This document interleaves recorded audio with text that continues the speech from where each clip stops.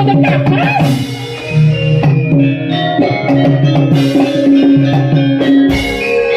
Aku lingsem piye karo garwaku. Aku diambung mak dek dek. Ayo mlaku bebarengan. Astunipun Kang Mas grogi kula astu. Lak pancal. Biong aja ngajeng-ngajeng lho biong. Nggih. Cepakno tisu biong. Enggak apa. Keringet-keringet menika lho. Wong biasane nggo sarung kok. Dening Ramamat Prana marang Kusumayu. Klaru biong kudu iki tisune. Lah terus kok tisu magic iki garwaku. Lah kok tisu kula pra iki lho biong. Tisu menika sanes kagem Gusti Kakung. Tisu magic ta kagem jenengan. Dideke katuran jumeneng ya, Nok. Heeh, sepote nganggo aja dipleroki bablaske praon. Oh, ngono ya, Mak. Aja pleroki bablaske praon. Heeh. Karepen Mbak Mimin dan Mbak Apri menyapa para warga masyarakat kang mapan ana ing dusun Jabon Drenges Kertosana bengi iki. Oh, ngono ya, Mak. Heeh. Sumangga Mbak Mimin, Mbak Apri katuran jumeneng wonten ing sasana budaya. Jlonot, yo. Yo.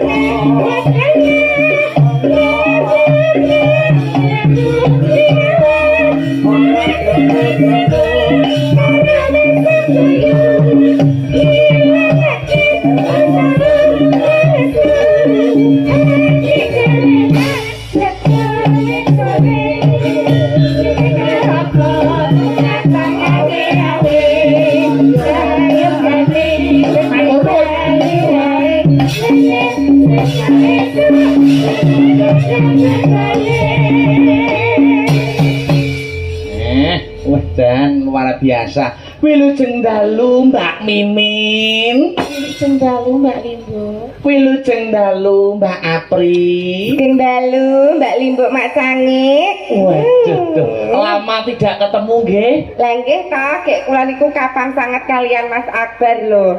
Mbak Apri kapang utawi kangen kalian kula? Saestu menika. Kula nggih jane teng omah niku upami badhe bubuk niku glimpang-glimpung mulumah muret kapan ya iso ketemu Mbak Apri. Kados mekaten panjenengan saatase dalang muda. Iya. Kondang, kok iso kangen karo aku. Gek kula dasare ya sinden enom tur wedok. Nggih, ya. Ana sinden kok tuwa. Heeh. Lanang dadak wedok. Sinten lho niku Mbak Apri? Nek bocah mangkat keprun ae.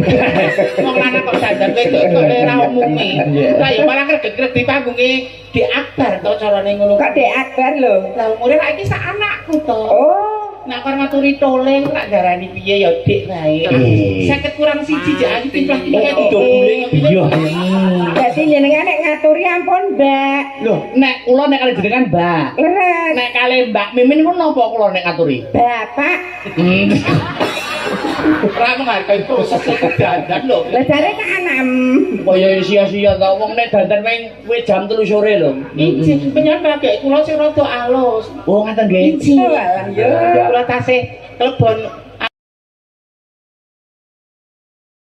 Juru beten niku kasih terah tedaking Andana Waring tegesipun darah biru. Darah biru kasih kiai ngaten. Priyayi kraton. Injih kaluhuran. Kraton. Kratone iblis iki lho.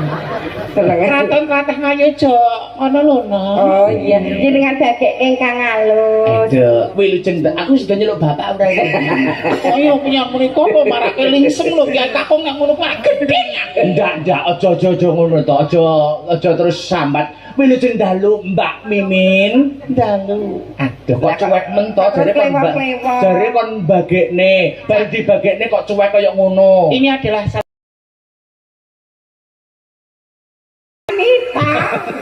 karena sing digodho langsung memeti langsung paribasan payudarane diunjuk-unjukke ana sing klambine dibiak-biakke kanggo rok ini nek aku dengan cara yang halus wong lanang arep gogloh penggalihe. Oh. Kok goglah piye gila kok. Tak pateni lho kowe. Mbak Apri. Nan, Seperti yang disebutkan Mbak Mimin tadi katanya wong wedok liya ana sing ngantek susune diunjuk-unjukne arek kawigatene wong lanang. Nek Mbak Mimin kan enggak mungkin. Mboten mungkin. Lah mergo nek diunjukne kaos kakine mlotrok njogo. kok kaki to, sakniki pun ganti. Lah ngopo lho? Ganti kanebo. Jadi nek keringetan langsung meresep dhewe. Banyak wanita tuh mempunyai cara untuk membentengi dirinya. Onten sing muslim dengan cara berhijab. Berhijab. Dia berhijab. Misalnya belum bisa berhijab paling tidak dia pakai baju yang tertutup. Betul. Ada yang wanita latihan pencak silat. Nek dinakali wong ning dalan dia bisa melawan. Ini nek saya dengan tutur kata yang halus, ora arogan, jadi wong lanang arep teranyaan karo kula ya mikir. Bocah haluse kaya ngono nek tak kasari, wong wedoke kristal saupamane nek ate pecah, hancur. Lho men kaya Wedok apa? Wedok kok nek nguyuh ngadeg ki apa enek.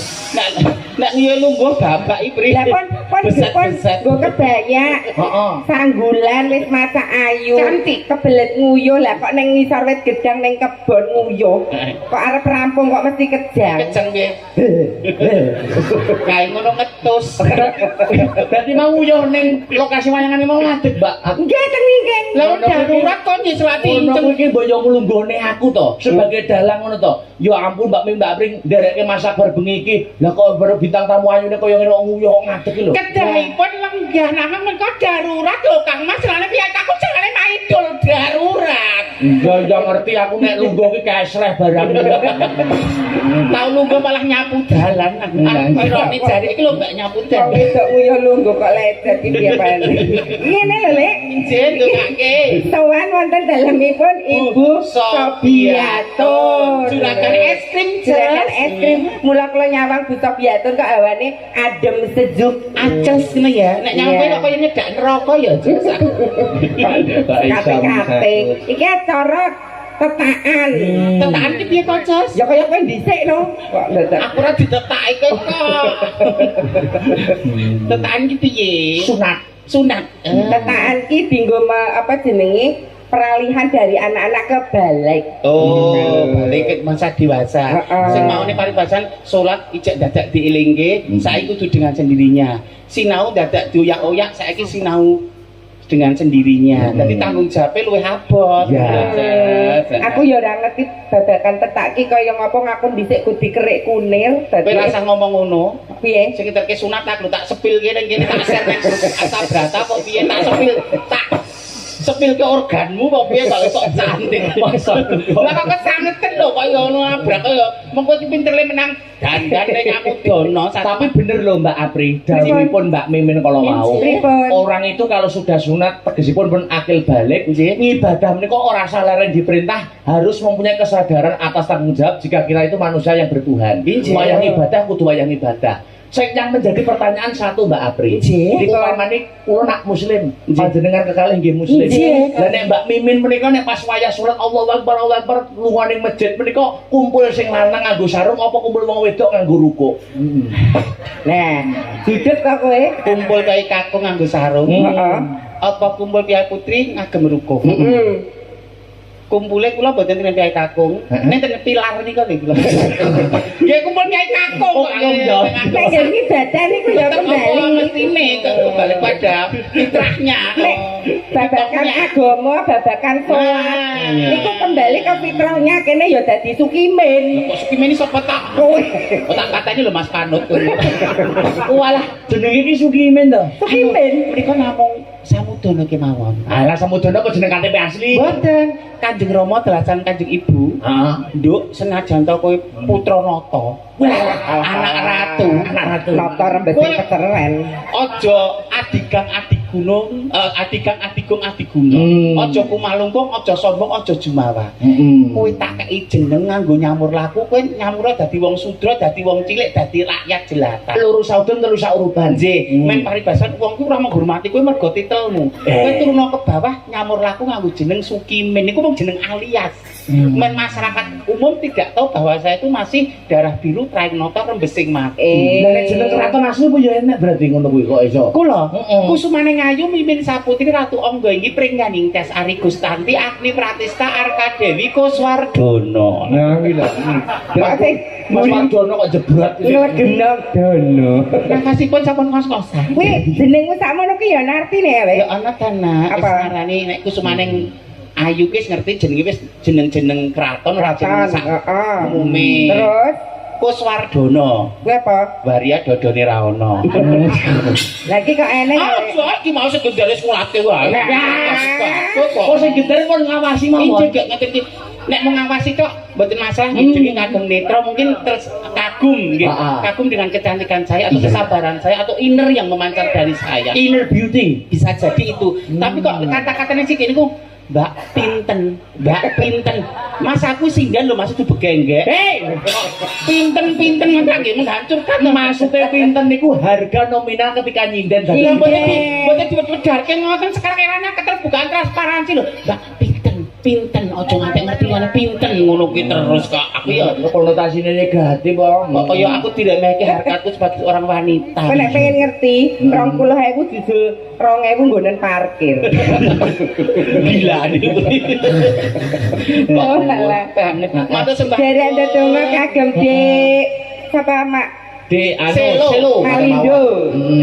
Dik Selo Malindo. Ya. Mugi-mugi dados putra ingkang saleh. Amin. Migunani tumrap bangsa negara tuwin agaminipun.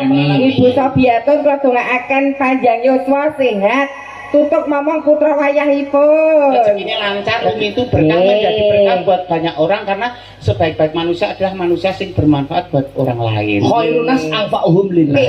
Napa nih? Lah ini Sing tak omongke iki mau. sebaik-baik manusia adalah manusia yang bermanfaat bagi manusia lainnya. Pinter nek dibuntel mbak Dewi ora ditularke urung manfaat. Sugih nek ro bermanfaat kanggo sak kiwa tengene ro Sugih nek betitil. Nah. Ayu nek dienggo dhewe, aku ayu tak nggo sapa-sapa. Oh. Maksudnya sapa-sapa ki kagum dengan kecantikan saya, ora kok ngerahapi ngrasake tubuh hamba ya ora. Tak kira kowe iki anu lho Lek, kondange sinden saka Ngayogyakarta lho, di saka Buyangan lho. Kok seneng. Buyangannya apa ya objek wisata to. Nggih, niku pakan manuk. Oh, objek wisata. Kok ora diterke rono to, Mas? Lah. Rumangsaku penontonnya luar biasa Luar nganjuk Pak. Wis pun terbukti no nek nganjuk niku. Nyun pirsa para pamirsa to, Jas. Apa? Nek saka kaduan menika cantik di Apri napa Mbak Mimin lah. Dadi kan Iya. men objektif. Betul. Nek sing biji kok Mas Akbar sae Mas Akbar kesengsem karo aku terus apik-apik aku mbamane. Ya sing tangan kesane Mas Akbar biar objektif. Oh, yang tanya saya biar objektif itu ya. Nggih. Penonton yang sisi sana dulu ya. Nggih. Ya. Sisi sana. Yang sana yang di hadapan sana antara Mbak Apri kali Mbak Mimin. Jawab dengan jujur, dulur-dulur Mbak Apri kali Mbak Mimin, ayo pundi? Ruwana.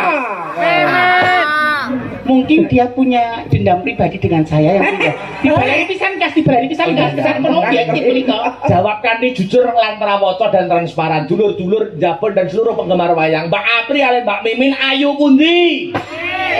Derengen kupingmu. Nek sing ngendika banter, ayo Apri piye kakung mau? Kae pengen seneng karo aku ning ra kelakon. Dadi dia sakit hati, wong sakit hati ki 1000 ukara. Ora kurangi pangacat. jadi wong sakit hati kok lah. Jajal lek kono-kono ku lho, jape ning serendel kuwi jajal kono Mbak Apri Mbak Mimin. Lho, iki jajal. Ketoke ngematne Mbak Mimin kok ketoke ada ketertarikan iki mbok menawa ayu panjenengan. Abang, niki bukan untuk kepentingan konten, bukan untuk kepentingan anu. Mereka objektif. Kula kalian menungso Apri ayu sinten? Ya Mika. Ayu kowe Apri. Mulai apa ki ngrumasan ana nek wis tuwek. Suwek piye to? Suwek. Lah, nek soban ya ra suwek. Ora apa-apa Mbak Mimin, senajan penonton semene kae do ngarani Mbak Apri kabeh ning malam hari ini dalang akbar untuk waktunya untuk Mbak Mimin. Iya, penyon wong lanang ndek kene mesti karep dia tujuan aku kok. Kok terus memeti yo ngono lho. Mesti wong lanang nek ngalem bono ki ngerti to, ada udang di balik batu ora ono wong lanang kok tulus mulus ki kangelan. Lah sing diajak apa? Ya ampun kono jenenge kono priya dewasa aku anita kulino dimongso. Lek dimongso Kono aku didahar bareng ora ngerti to jenenge kan ya. Kandhani model piye wong dalane buntu kok arep Mas Akbar ki yo nyentiahi yo piyai luhur atau piyai budaya yo agamis. Ning kan demit iblis setan ki godho menungso sewu dalan. Iblis. Yang kita iblis menika digodha kepopuleran ora goyah. Amin. Digodha harta benda Amin. ora goyah. Pengen tak godhane ki harta tahta waria kok. wanita. Waria gua abrakan apa? Iya. Nek godha waria terus kenggo barang. Iya, tapi tekan lho malam hari ini Jan beda dari kalau pertama ketemu Mbak Mimin kali Mbak Apri teng Untak tuh nggih kampus nggih. Nggih. Lah niki ketemu kok Mbak Mimin kok rumangsaku beda dari yang kemarin-kemarin. Enten. Iso sumorot cahayane. Menika ingkang dipun wastani mripat kocak ngondarandir menika ngenten ya. Kocak apa kira? Kera niku. Lajeng gurunipun ngolan-olan nggih. Niku pipine ya mbawang sebungkul nggih. Matane miji timun. Boten no. Ora ya. Irunge mlarak semende. Bangkeane nawon. Bangkeane nawon kemis. Nawon das. Alise bak semut beriring. Janggute bak lebah menggantung. Dadi iki kebun binatang. Kewan kabeh. Kewan kabeh. Matur sembah nuwun nggih. Ngapunten menawi malah ngergeti pakuliran panjenengan. Mboten, ngaten niki kok malah kula anti-anti kok kapan ya iso bergabung berkolaborasi dengan Astabrata lagi Mbak Mimin dan Mbak Apri. Namung timun ungkuk jaga imbo kula mboten saged nyaosi penjenengan menapa-napa lho Mas Akbar. Iya, wis to sak ikhlasmu. Kula niku anggere memantau live streaming anggere pagelaran wayang dalang senior kok bintang tamune panjenengan. Ya ampun Mbak Apri mesti diluhur-luhurne terus Mbak Mimin mesti diceblok-ceblokne. Kula melu kenara-lara. Lara ya, Mak. Iya. Wedok kaya kula atine ringkih Mas Akbar. Ya, nggih. Kula butuh perlindungan, Iya. Mas. Dadi seniman iki kudu sing kuat mentale. Menghadapi segala medan. Semua orang underestimate karya kula. Hmm. Semua orang memandang rendah karya kula. Dikira kula ki mengadol rupa, adol ayu tok. Mbak kula adol talenta. Kowe nggih. Mbak Apri, Pripun? bareng nangis kula cedhaki kula rumangsa ngesakne kok abape mambu solar ya. Kowe iki nek anu mbok kumu-kumu sik lho. Iki mergane kan ababku mambu to. Sok ning kono gandane ababku kaya gandane minyak kasturi. Mergo sregep poso, sregep prihatin. Mas Akbar iki kaya jagongan karo mbahne kakung lho. Apa slinting banto priyaku ya urip banget iki. Rumangsatiku kok Sehat-sehat nggih Mas Akbar. sehat-sehat nggih. Kalian Panjenengan nggih bareng saribet kali Mbak Apri napa? mboten kula nek mau nyawang mriku men buruh ki kok kula nggo mobil dhewe nggih karo kok. Padahal seragame padha jarike padha. Lha nukoke kula. Alah telek kok wis Kula gurung tak nggo royal, kula nggo mempatut diri. Ya, ya. Panjenengan doakan kula, jangan mendoakan yang sunat saja. Mbak Nggih. Apri, Mbak Mimin, Nggih. panjenengan doakan kula nggih. Kula kan masih jomblo to. Nggih. Masih dereng kagungan garwa. Nggih. Umur sudah 25. Nggih. Kira-kira menurut Mbak Apri dan Mbak Mimin itu wanita yang berkriteria yang seperti apa yang pantas mendampingi seorang Akbar Salam? Ayo, Nek babakan pasuryan ayo, sinden panjenengan ingkang gangsal ingkang sepuh kan menika ibu panjenengan paribasan wong Iya, tuane iya. panjenengan. Nek sing limon ku ayu kabeh. Ayo kabeh. Ning ukurane orang menikah kan tidak soal cantik saja. Oh, Afrika cantik ning galak. Oh, ini Mbak Pesek kae cantik ning ngentutan. Pemene ngene nggih. Wong kita wong kan ngono-ngono to. Yo Vika kan yo ayu. Ayu ning atine resik peceren. Pemene ngene. Astagfirullahaladzim. Lah pemene pamane ning aja nganti, ning Iya. aja nganti. Nah, Lah mimin kae rapate ayu. Mimin kae rapate. Ning kok nyenengke yo. Alah telek. Mimin kae ora cantik yo. Ning kok sabar yo. Mimin kae ora cantik. Ning kok iso dadi madrasah guru kanggo anak-anakku turunku besok. Generasi penerus. oh nek ngono ukurannya cinta tidak hanya soal cantik. Terus? Nanti kembali kepada oh iki karena menikah itu adalah ibadah terpanjang. Ibadah terlama. Sholat paling 10 menit. Betul. Puasa dari fajar sampai matahari terbenam. Ning menikah terpanjang bisa 20, 30, 50 tahun, 70 tahun. Nek mau milih sak-sake mergo ayu. Keblondrok ke seluruh penyan. Bang milih kados kula ngoten niki. Alah ora iso digunakake kok dipilih. Aku ya wedok lho, Bri. Nek wong urip. Padaku kok. Alah kok nyerai ling orden ki ngapa ya? Kok nyedaki pengibotku to? Jaremu aku kon milih kriteria yang seperti Mbak Mimin. Menika Masa iki nyedaki pengibot. Menika partner namung pepanggungan kemawon samudana. Kok aku cemburu piye? Kok aku cemburu piye? Cemburu niku tandhanipun tresna waton boten cemburu buta. Lho mbak Can mbok ceraki klambine terus bledeh. Wah, pranyata kaperbawane Mbak Mimin ini pacut jatuh jempol. Kombo kok mare gede prihatine kula menika. Ngaten nggih. Saya tidak cantik, kulit saya juga tidak putih. Kalau yang lain berusaha untuk diputihkan. Sudah putih. Putih kula mboten. Saya cinta Indonesia, kearifan lokal. Saya sedang mencanangkan kulit dengan berbatik. Kuwi ora berbatik, kuwi tilas koreng. Batik iki. Luar biasa. Luar biasa panjenengan wau pergi piyambak-piyambak nggih mriki. Saiki jajal to, nek aku pancen napa niku kalih Mbak Mimin disarankan memilih wanita seperti panjenengan dengan karakter seperti panjenengan. Dan Akbar itu ngerti dhewe kabeh seorang dalang. Nek iso duweni bojo sing den kuwi ya sing kemampuane luar biasa.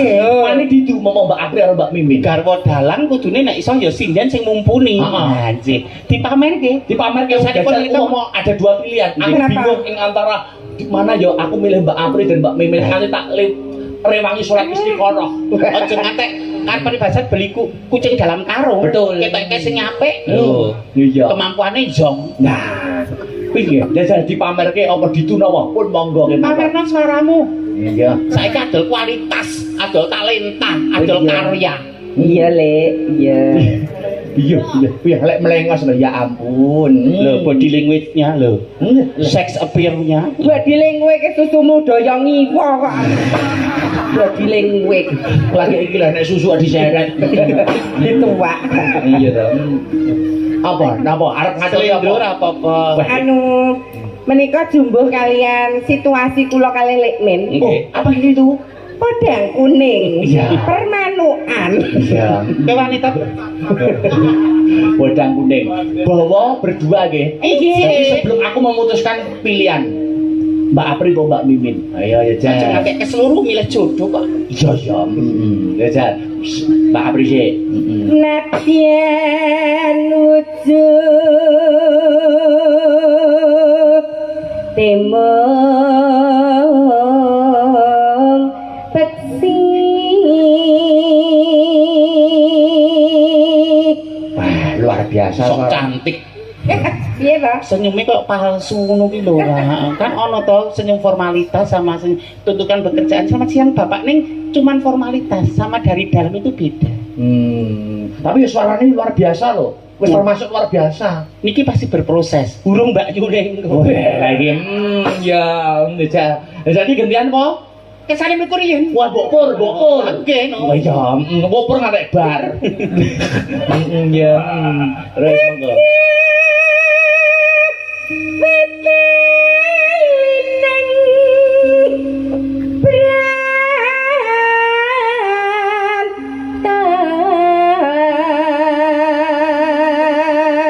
Aku ora rugi nek milih Mbak April. Turu terus karo dilus-lus sirahku harus ditembangke pendak ayeme. Kan wonten referensi sanesipun. Halus manis nase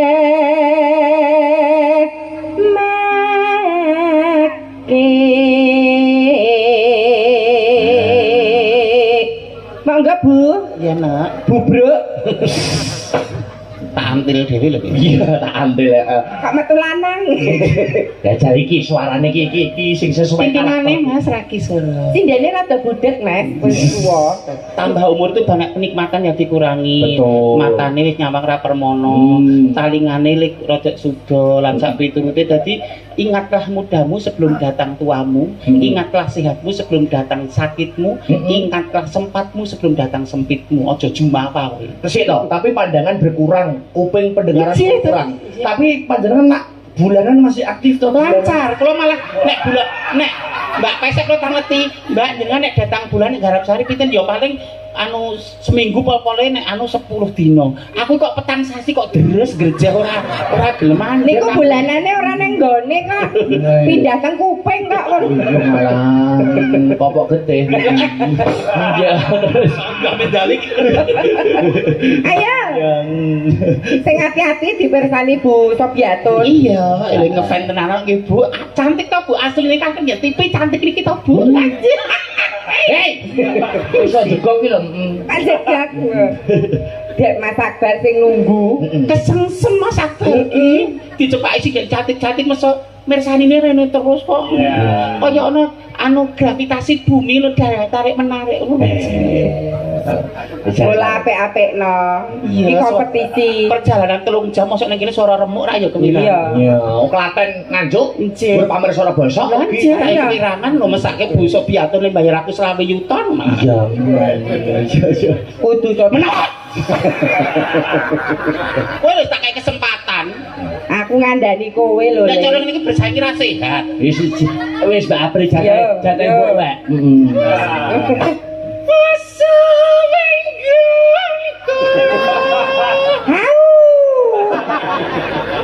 Orang itu punya Aku karakteristik. nganu dhewe ora nganu kowe kok. Orang itu punya karakteristik suara yang berbeda-beda. Kembal identik aja mesti beda. Sidik jari niki wong sak landine beda. Suara kok kon padha. Nek gur suara apik mbok nyetel kaset. Lah kowe apik ora suaramu? Ya lumayan lah. Terus aja.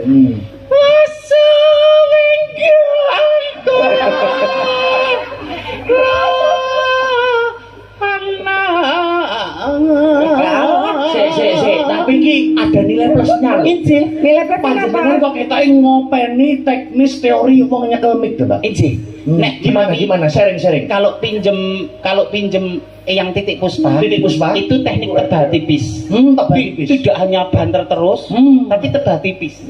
Tapi Boleh. nggih, tapi nek kula teknik sendal pancing. Piye? Oh, sendal pancing piye? Lu.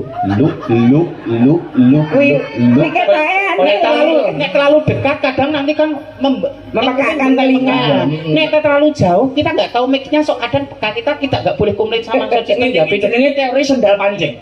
Kuwi ngono gaweanmu lawas. Ini sendal pancing terus mikir nyogrok telak piye? Ora enak ya. Mboten wonten. Oh iya. Teknik Ah, masa Mas Akbar iki lho. Ya, membayang aku terus kontrol leveling lho. pikiranku ya terus merantau ning TV. Iya, pikir anak merantau. Ayo. Yo.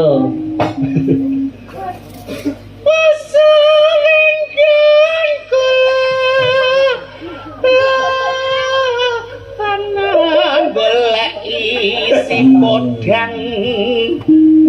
Ngapa to Mas? Nyapa apa gede Oh, iya. sentimen. Mas, yang jawab ngene iki baik dengan saya jangan diartikan macam-macam loh. Kita profesional kerja loh Mas. Heeh. Kamu berhak mencintai, ini aku ya berhak sampai. Oh, loh, orang itu ribuan orang cinta sama saya boleh, tapi saya juga berhak memilih. Saya berhak nampek, wong wedok ki penang nampek. Wong Ternyata nih aku yo nge-share Mbak Mimin. lah dagangan sak upamane kok. Lah yo sing gendar yo nge-share. Dagangan ya dagangan. Nek arep metu ki ngilote sing kurang bener endi? Jenggotmu lho teng ceringi. Lah Nia memang urung sida karo aku lho ya. Lah Nia nyocok turut weteng bar ya. Kok tekan peteng lho Pak, jeneng apa? Kok tekan weteng barang iki napa lho? Kok nyangko kok ngajar kula sing mboten mbok. Mbatan petok lek men kok Mas Akbar ki horor. Iya. Horor. Goleki alah goleki Ala lek ngangge tangane ki lho, lek nyilak-nyilake. Oh gelap. Kopel kali kula kok Mbak. Oh alah. Kopel kali kula. buat orang yang sirik iki ndarani sombong. Pamer. Sombong pamer dupeh tuku mas-masan dipamerke. Tapi buat yang berpikiran jernih, oh ternyata wong wedok ki nek setiti ngati-ati iso dadi daringan iso nyelengi. Kenapa? Itu bukan untuk pamer, manakala anaknya adalah wayah bayar kos, Kos. ayah anaknya wayah jaluk tetak. Kotak. wayah sumbangan sedina ping 8. Ora kudu ngadeng wong lanang, Pak Nele nyambut gejek sepi gelange tak do ya, Pak. Disitulah peran wanita-wanita iki papan basan daringan pamane. Kuwi nek sing ngendika ngono Bu Sobiaton aku percaya. Heeh. Nek sing nganggo ki Bu Sobiaton ki genah asli. Lah kowe ki mas-masanmu lek tuku ning Shopee lek 70.000. Pulang disemprot ya. Iki sing nopo pakete kula kok. Ngapa? Ben aku anu, ben aku nampani. Mboten 80 gram makane kula dari tadi tekan pegang tangan terus to. Kok saking abote, Mas? Yo. Nah, menika ayo. Sombong amat. Kanggo wong sing rasis menika siring. Bola-bali bandeng. Apa? Ganti gendeng ya. Golek isi podang.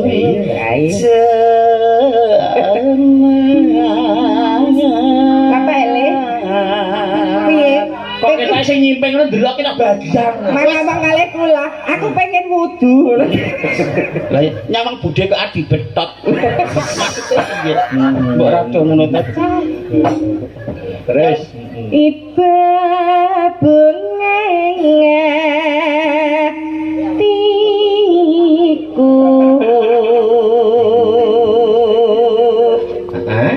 nyanding bisa dadi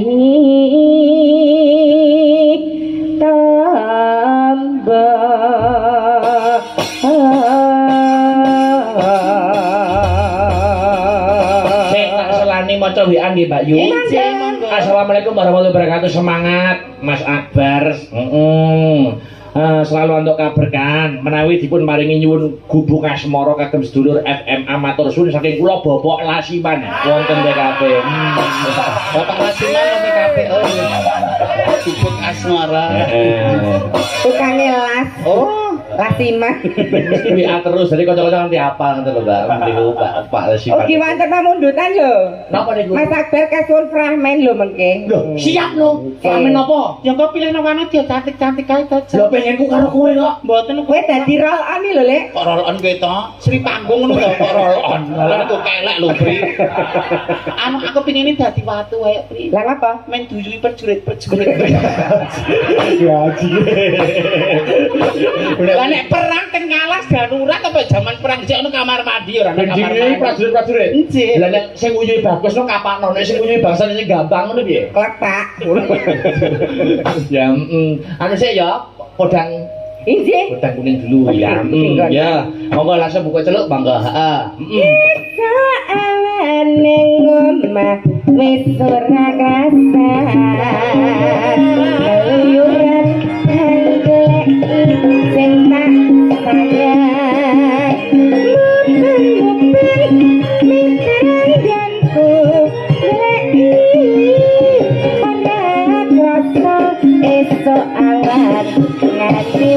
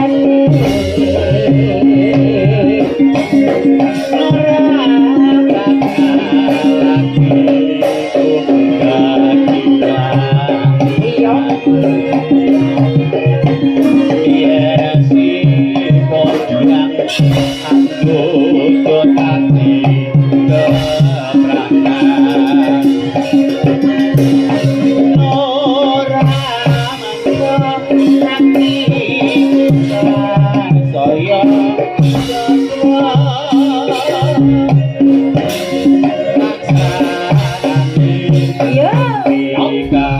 Tabrakan. Hei.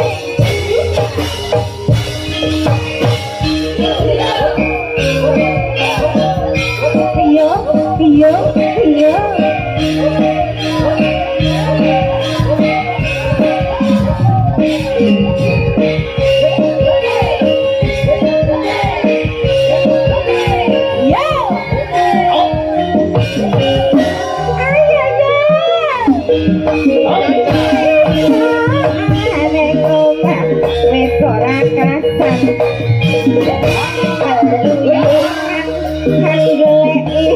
Sing tak sayang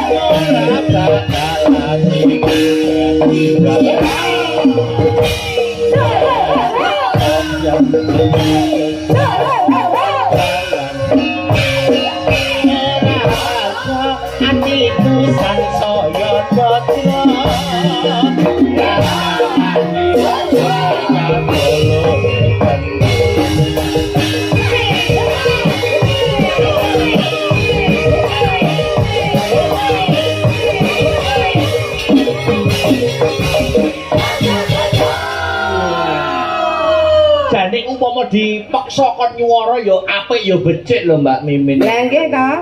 Kula niku mung mboten seneng umuk wonge. Alah, mung sarwa prasaja. Kula sawang niku nggih gerakane nggih berciri khas. Sithik-sithik gerakane ora terlalu vulgar tapi iso narik kawigatene wong lanang. Oh, mboten seronok. Nek kula niku kan seronok banget. Nek Oh, Mbak Apri niku nggih. Nek kula masih elegan, Mas. Nek Lekmen kan punya ciri khas. Oh, napa niku? Jadi antara khas karo ciri akeh cirine. Masuk ke cacate. Masaku. Sik mau napa wonten pamundutan napa? Prahmen. Ramene napa lho? Apa, Lek? Manut panjenengan kula ya. Napa, Nggih? Apa? Lara Jonggrang purun. Sri Tanjung Sri Sida Tanjung Paksa. purun. Ya, niku mawon. Napa? Sri Tanjung Sida Paksa jenengan dados Sida Paksa. Niki Sri Tanjung. Niku mengke rak critane jenengan tindakan. Heeh. Lah ninggal Sri Tanjung. Ninggal Lah, utang ngono. Ternyata Sri Tanjung niku diparani kalih Prabu Silahadikrama ajeng dipun perkosa. Heeh. Neng mriku mboten gelem. Tapi jenengan kan napa jenenge? Heeh. Cemburu buta. Cemburu buta. Nah, mengke niku jenengan polo tenan. Aja ngono mriki drama kok dipolo ten. Jenenge drama ki Ya drama niku ternyata rasiut tok le nyambut gawe ngameng nyawa. Kudu totalitas Lah lho. nek Tanjung kowe ya. Lah role dhewe-dhewe kok. Ayo nih ayo aku ya malah ini. Sik lah panjenengan dakwahane napa? Bulan. Kedibal. Napa? Piye? Anu nggih ngoten mawon. Sri Tanjung kula apa jenenge? Abdi Taman jenengan Sida Paksa. Oke. Kersane disiarke MC rumiyin. MC. Oh ini dapur anu ngerotel. Nggih ropel bayaran dobel kok. Iya. Multi talenta kok. Ya. Anu Mataraman, Mas. Duduk. Iya.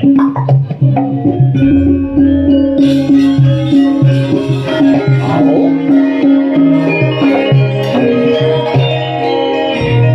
Nuwun para warsa. Wilujeng dalu, wilujeng pepanggihan kalian Prokadang Sriman Srimati Astabrata ingkang mijil saklatan Kinto Nganjuk ingkang gandalu menika minangkani pamundhut saking daripun Pamungkati nulinjih Ibu Sobiatun kepareng hambabar cariyos ketoprak dumadining Kitha Banyuwangi utawi Sri Tanjung Sidowaksa. Wondene paraga ingkang parangayang gati Ki Akbar Shah Alam dalu menika kapatah dados Patih Sidowaksa. Princess Aprilia Sucipto Susuki dalu menika ngayahi dados abdi. Mantasaring Widyawati tetungguling waranggana mustikaning kenya. Artis Never Ending Beauty Kota Klaten mimin angga inggih dalu menika dados Sri Tanjung. Kados pundi godha ing sandiwara ketoprak ing dalu menika sugeng midhangetaken. Piye-piye caket rek to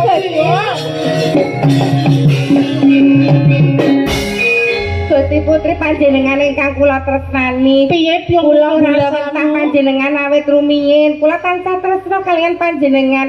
Kula wastani kok jenengan kados sedih niku wonten apa to Gusti? piye abdiku kinasih. Sinasa sliramu kuwi bocah Jawa Karang Pradesan. Wis suwi tok nang kepatihan kene wis sawetara wektu nanging sliramu ora aku kaya dene pembantu utawa abdi nang karangku kaya dene keluarga pribadi biyong mlo dikrasan-krasan ing Taman Sari kepatihan. Raos ngaten mong kalih panjenengan jenengan nggih gemati kalian kula. Ning ngerti kaya karo sliramu kandhakake mau yen atiku lagi sedih biyong. Wonten apa lho? Sapa to wong wadon ditinggal bojone 7 candra suwene. Rasane kaya pulih pramene rasane kaya gatel meneh biyong. Mbok nggih ditumbaske selep nek Jenenge gatel rasane ngatiku Kang Mas Patih Sidowaksa ngupati tumbaling negara ingkang awujud emas 7 plengkong gumbala 3 gelung kuwi mau lho biyong muga-muga melu ndedonga. kula dongaaken mugi-mugi Gusti Kakung napa jenenge Etuk gawe ngene Nggih. tenan lumaya ndedonga lho biyong. Nggih ngoten. Nek Gustimu etuk gawe ateges sliramu melu ngemumukti wibawa Lah, kepatihan kene. panjenengan ugi ndedonga mugi-mugi Gusti Kakung siladi krama ingkang kondur. Penjake kang gancep temen to kok cocok karo aku kondur biyong. Lho, menika kledang saking katembian. Menika garwa kinasih Kang Mas Patih Sidowaksa kudu kapas.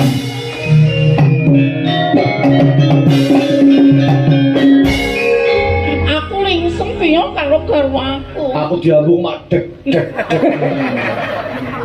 Sembah bekti kula Gusti Kakung. Nggih. Aja nyedak-nyedak ya. Iki sinyale lagi kuat-kuate. Sik mikir sing wireless ono. Iya, waduh, Yayi Tanjung. Kang Mas Patih injih. Biyong iki aku ngimpi apa kasunyatan to biyong? Kasunyatan menika Gusti Kakung siladi. Mentas wae dirasani karo Ingkang aku. panjenengan tresnani, ingkang panjenengan sembah kapan to? Aku kok rasane grogi kaya perawan meneh ya, Bu.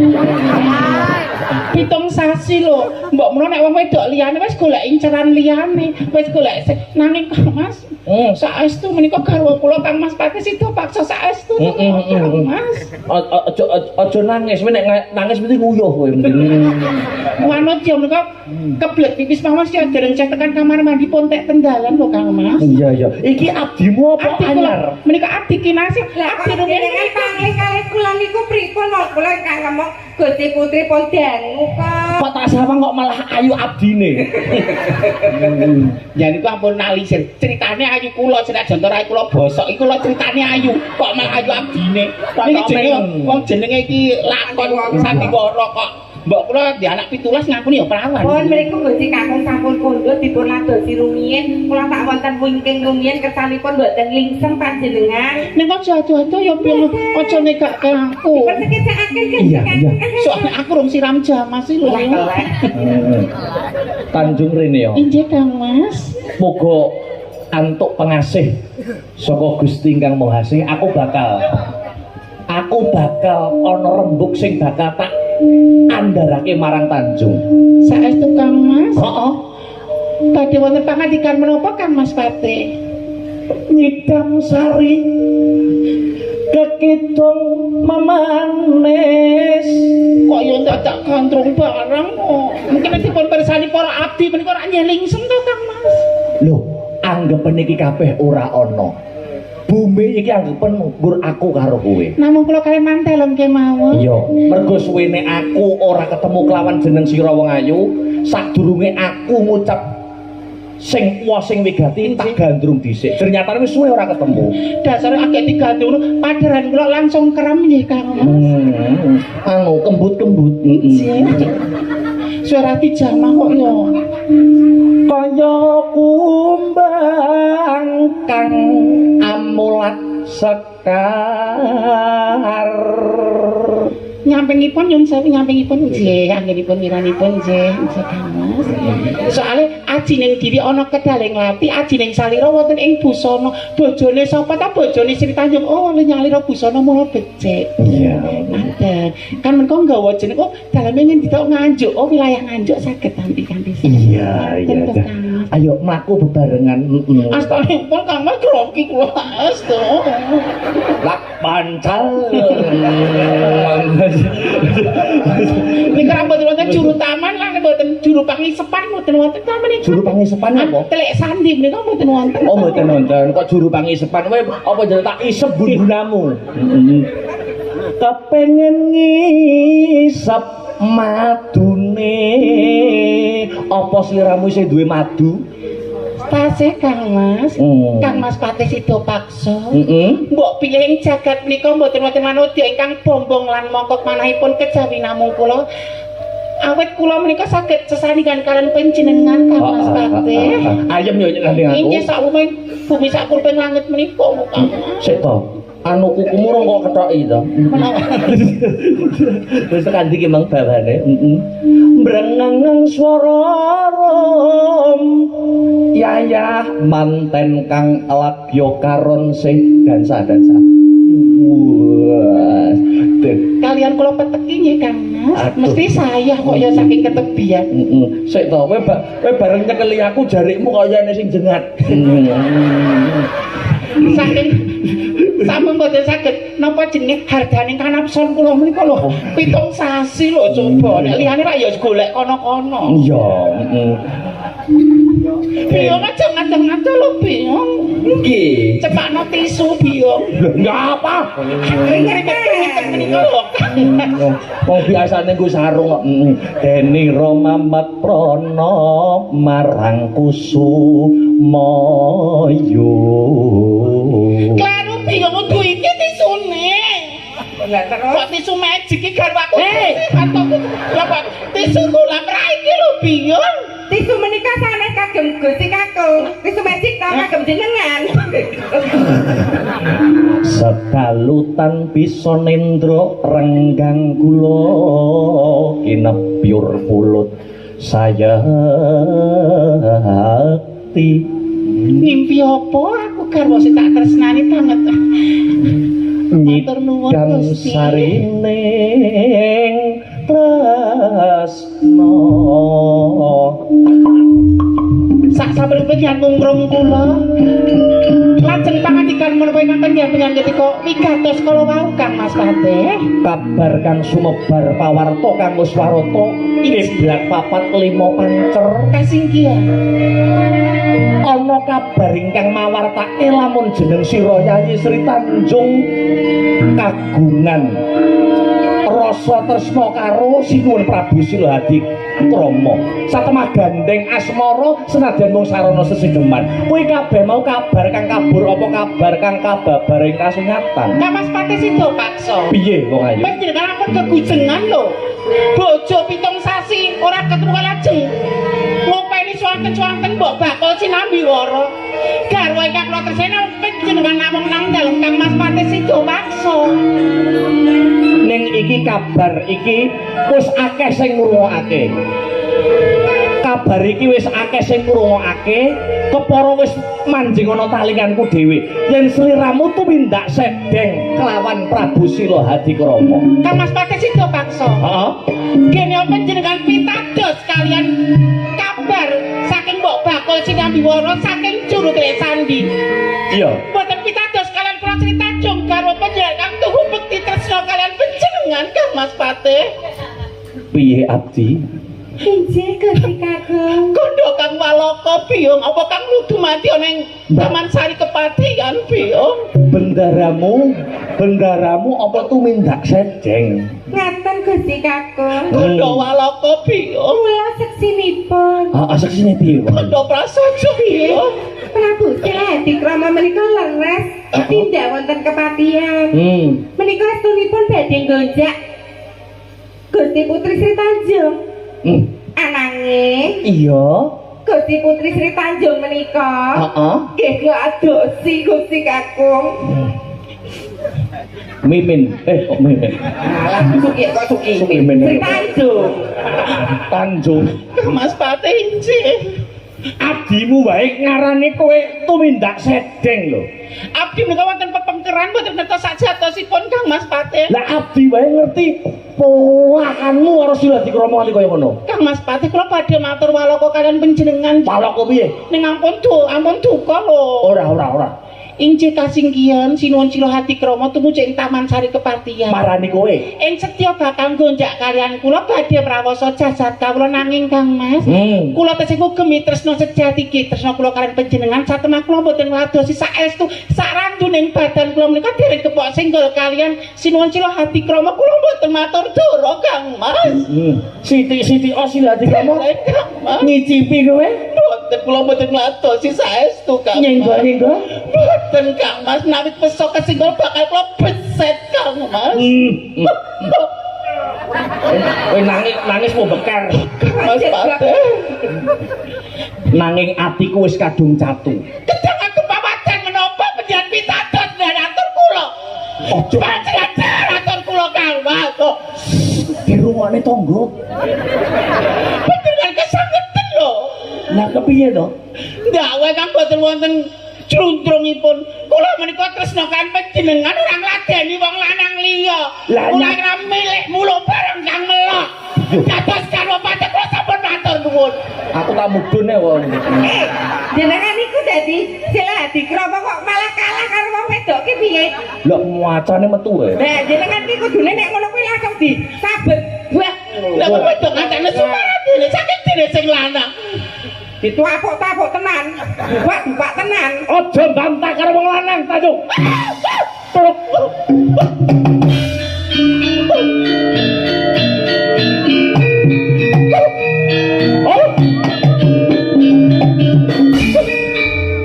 Kang Mas Pate sida paksa. Ana tetembungan sedumuk bathuk senyari bumi.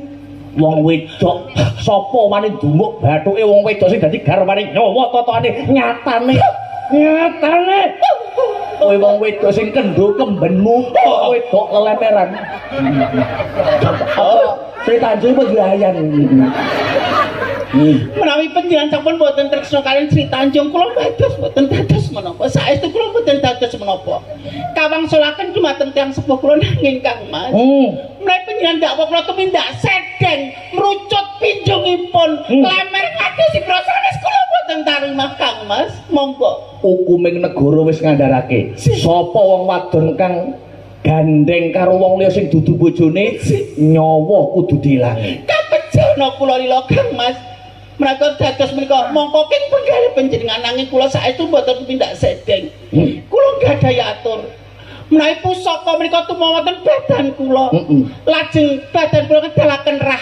Menawi getih menika nggondo bacen, nggondo batang ateges Sri Tanjung ladosi wong lanang liya tumindak lemer. Nanging Kang Mas, menawi getih menika nggondo arum, nggondo wangi. Ateges kula wanodya ingkang tasih suci ngugemi tresna kula kaliyan panjenengan Kang Mas Pate. Apa kowe wis samapta ing gati sawega ing diri nampa pusakaku? Sanes pusaka ingkang menika Kang Mas. Sanes pusaka ingkang menika takut.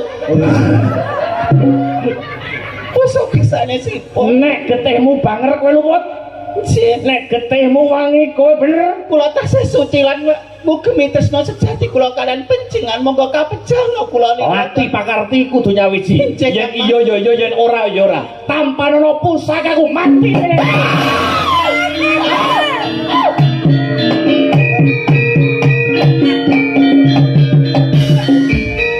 Lah Gusti Kakung panjenengan iku mbak ingkang sarek. Gusti Putri pejah. sik. Sik. Iki sik urip. Walah ki mau tak kira gembol HP. Mati kok makan. Maksudnya posone aja ngene to, Prit. Gusti Kakung.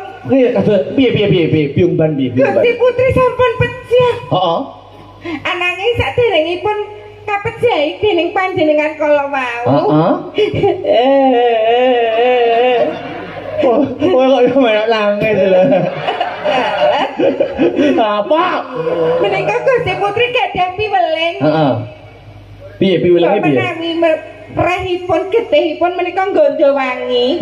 Menika ateges Gusti Putri menika dereng tumindak sanes kalian priya sanesipun. Heeh.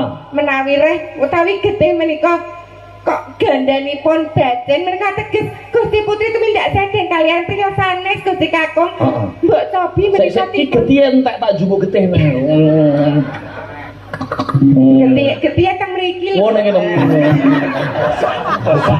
Aku arep ngambu malah rasa-rasa ngono. Lho, Pripun Gusti? wangi. Aku sing luput kowe sing bener kowe ora sing. Dipeluk lho. Loh. Getih wangi Biung Ban. Menika ateges Gusti Putri mboten tumindak saden to. Ora.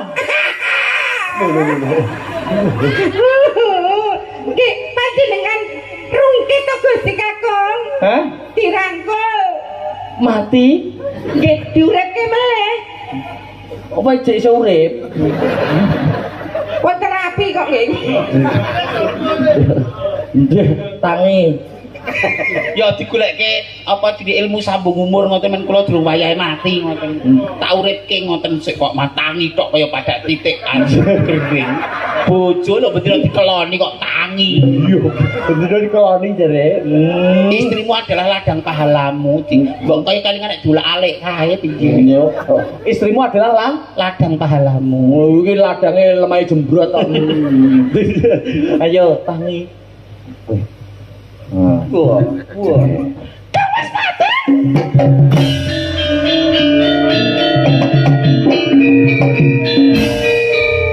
Wes ya bar Nggih, iki. sampun. Nek niku wae mengko pitutur lho. Iki pituture kados pundi Mbak Mimin? Wong wedok nek garwane lagi tindakan nampa tamu etuk. Ning aja mlebu jero omah nek ora ana wong liya. Yang ditakutkan itu Pak meskipun tidak melakukan apapun yang ditakutkan fitnah di luar. Jadi dimang wonten dawuh niki bapakne nembe medal niku wonten kersa. Mboten monggo ndak mlebu mah pumpung bapakne ra ning omah mila klentu. Terus nomor loro, Piyai Kakung cemburu boleh, menika tandhanipun cinta. Nek cemburu buta, cemburu kang wuta menika tundhanipun KDRT, penganiayaan ingkang boten prayogi. Iya, pituturnya pesan-pesannya. Nggih, pesannya itu. Jadi komunikasi yang baik antara suami istri menika dadosaken rumah tangga dados ayem-ayem tentrem. Usuk wis ra. Injih ketahipun ngaten. Ning paring dawuh lho pinjang menawi sampun krama panjenengan boten kedah kalih kula ning paling boten modele kaya Kowe kula. wis diteko nek rabine Mas Sadar. Heeh. Kowe kan dadi patah sesuk. Wis ketuwak pantris.